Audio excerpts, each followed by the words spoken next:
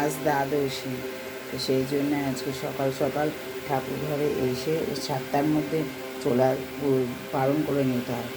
সেই জন্য ভোরবেলা 5টায় উঠলাম, 5টায় উঠে আগে চলে এলাম ঠাকুর ঘরে এসেই আগে ঠাকুরের পুজো দিয়ে নিলাম, পুজো দিয়ে নিয়ে তারপরে সব কাজ শুরু করবো।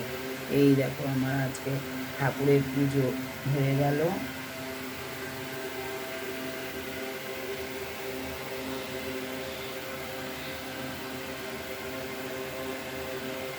দ্বাদশীতে পালনের টাইম মতো পুজো করতে হয়, পালনের টাইমে পুজো করে পালন করে নিতে হয়।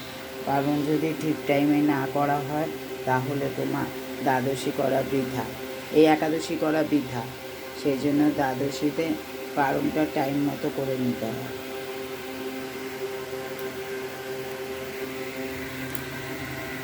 এই সকাল সকাল পুজোটা সেরে নিলাম।